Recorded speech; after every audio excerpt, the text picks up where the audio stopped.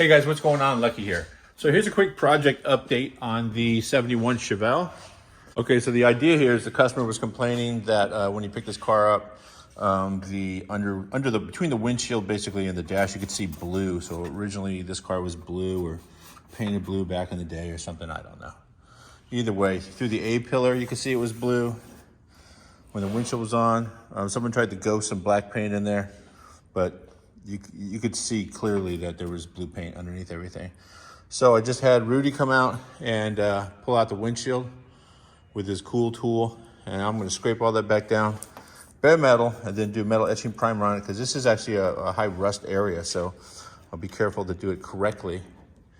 And then seal it, shoot it satin black, and then have him come back out tomorrow and reinstall it.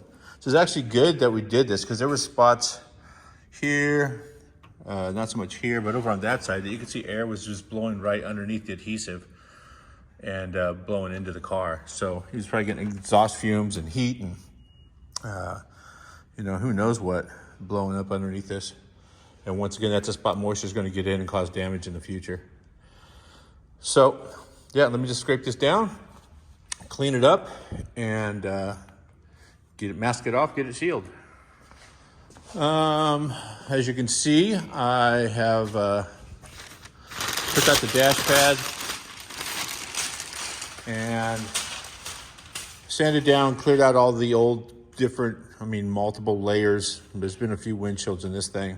Also, the car had been repainted, so if you look through the window around the trim, there was a lot of blue showing, different colors. And once I got through the blue, there was another color, looked like old K200 primer, sort of a saddle or a tan. So either way, knocked it all down to bare metal and metal etched it. That is a high rust area, so you kind of want to take consideration into that. Just make sure you seal it really well. And then shot it with trim black, because you don't really see it. You just don't want it to be another color. So that's sealed up. I'll have the glass guy, Rudy, come back out and put a nice coat of urethane, a nice bead around it, and put the windshield back in. He was able to remove it without breaking it, which, I mean, if you got a long razor blade, one of those windshield knives, you can cut it out, just going in there, sawing. But I found out there's a cooler way to do it, and you can bet I'm gonna buy this tool just to have, just because it was so cool. Here's a quick video on him doing it. Maybe.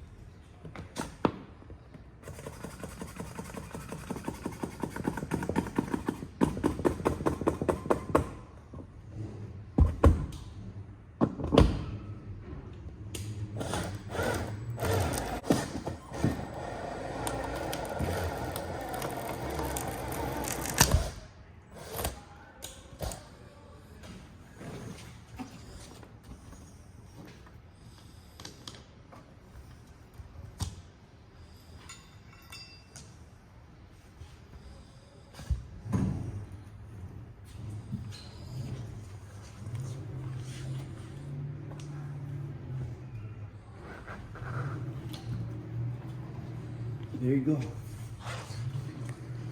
That was a smooth operation right there, buddy.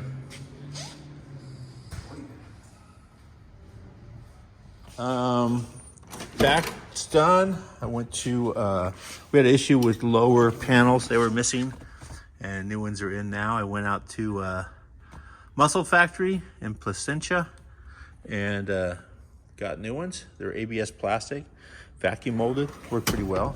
Put the welts in there. I'll blow the overspray out, a little bit of dirt inside there. Door panels are on, windows are adjusted, everything works good. Closes, seals nicely. I'm pretty happy with that. Those are his old windows. Lower dash piece of it was factory air. This side's the same way. After I got it all done, rolled the window up, I see that there are some scratches in the glass. But then again, this is a driver. I mean, the guy plans on just driving it. So, yeah, coming along nicely. I'll blow it out, give it a quick detail. Maybe have my guy come down and do the old color correction. And down the road, this thing will go. Just like doing that. They seal nicely. Okay, that is a wrap. Thanks a lot for watching this video, you guys. Don't forget to subscribe.